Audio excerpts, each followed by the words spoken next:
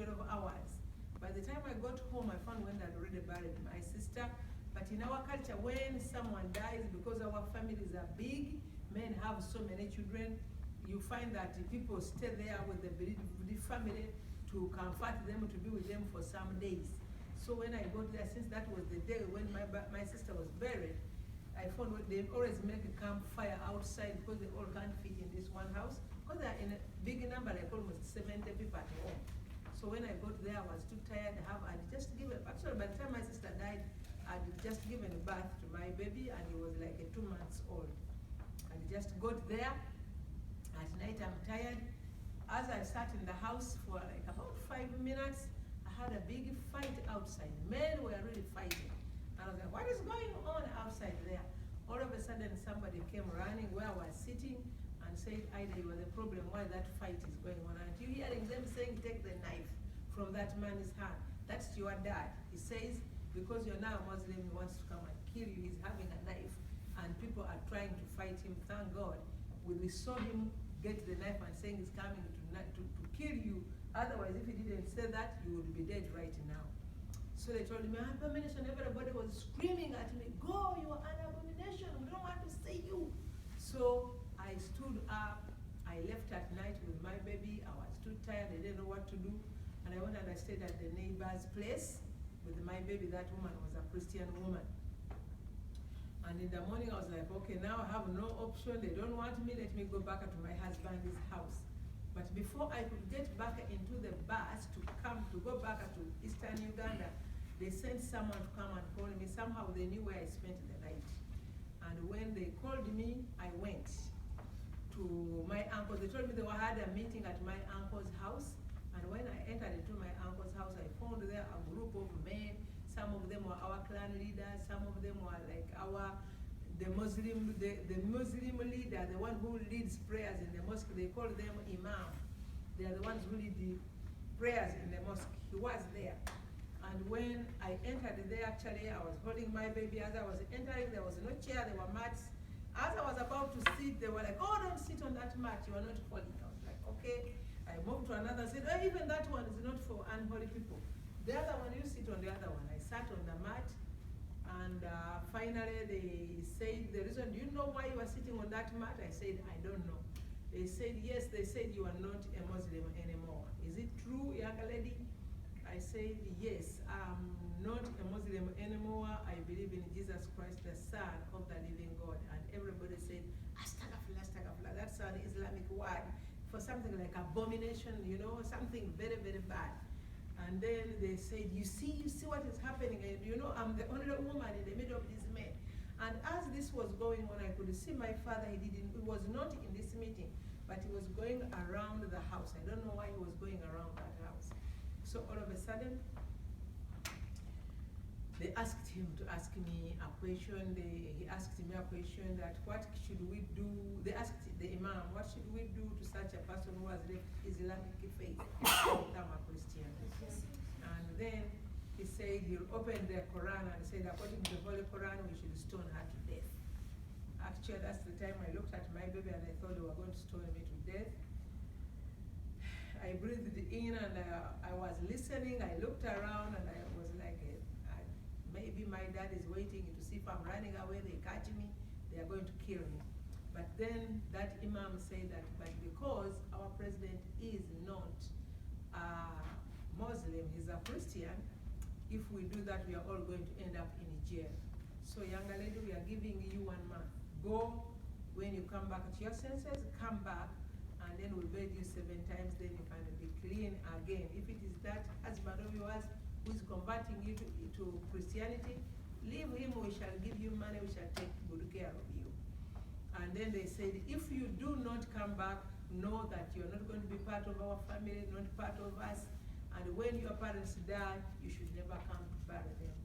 Actually, everything didn't pain me at that time, but what touched me more is when they said I should never go back to bury my parents. To me, in our culture, it's very, very important for you to bury your parents and even to have that relationship. As much as my dad was a very, very bad man it was, he still remained my father. And I was like, if my husband abandons me, this is my family. So to me, it was like, I'm like this.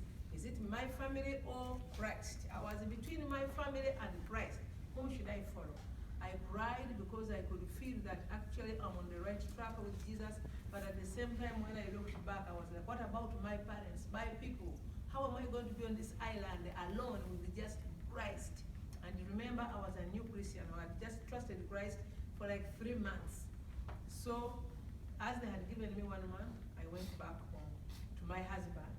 And on the way back home, I'm crying, I'm confused. By the time I reached there, I made up my mind to go back to my people. I was like, you know what, Christ? Wait until my daddy dies, wait until my mama dies, then I will come back at you. I know you are the truth, but let me go back.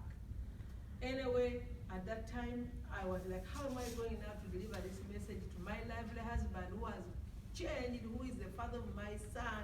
Now, how am I going to leave him and just go? In fact, I decided to divorce him without letting him know. I was like, once he goes to Kenya to do business, I'll just carry the baby and go back to my people.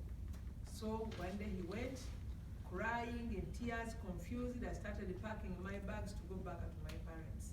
As I was packing, I heard a voice say, read the Bible. And I was like, read. I didn't know where to read. I just opened the Bible at random. I'm crying, tears. And where I opened and I read, it was saying that I did not come to bring peace. I came to bring separation between children and this and that. And I was like, who are you? I started crying. The more I closed the Bible, I went out crying. My neighbors were looking at this confused woman. They came actually to the house. There was nobody except for my baby. They were like, you are crying. What is wrong? What has happened? You are crying. I was crying so loud. And they came and were asking, what's wrong? But I could not tell them what was going on in my life. But I was hearing a voice telling me, you are not, and go back and read. So I went back and opened the Bible. Funny enough, I did not even have a bookmark. I opened the same page.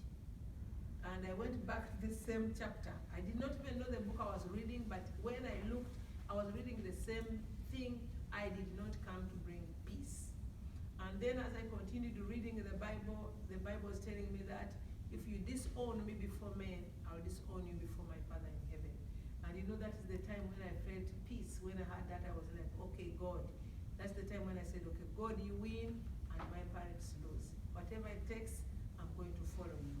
If you are God telling me this. So from that day, I started following the Lord as my God and my Savior. I started walking with Him. I continued. One of my brothers came after 1 month and told me, it was actually my stepbrother, told me the grace period is over. You are now under curse. You will be bearing children and they will be dying. And you know, he was telling me all this in this ear. But I was hearing another voice this side telling me, no, that's a lie. You are not cursed. You are blessed. Your children will not die. They will live. It was like I was having two people. Actually, were two in the room, but he was talking to me and I was like, He was telling me, you were even confused. Whom am I talking to? He could sense that something was going on. But anyway, after that, it was, I think it took like about 1 month, that stepbrother of mine, he died. I was like, wow, he has died, but not a believer. It really pained me. I took some time, this guy who preached to us the gospel, Louis, we joined this church, we continued. That is the fire that is burning in us, taking us all over, going everywhere preaching the gospel, going to people like Ida, like me, to tell them about the good news of Jesus Christ. That's why we are planting churches. Since we trusted Christ, me and my husband, right now we have planted 130 churches between Kenya, Uganda, and Tanzania. We have seen the Lord work in our hands. The last thing as I complete, there is a time when our friend who came and preached to us the gospel got so sick, he had diabetes. They cut off his first leg, then they cut the second leg. And one thing I will never forget is when we visited him in the hospital, this old man, Louis, he looked at us and asked us how many churches are planted. By then, we had planted 10 churches. We told him 10. He said, Morris and Ida, look, I came to you with the 2 legs, now I don't have legs. And he said, you now have my legs, continue with the work, and the body is in your hands. And after some time, he died. We went to bury him. At his funeral, I remembered the words of Paul when he said, I've fought a good fight. I've gone to receive the crown.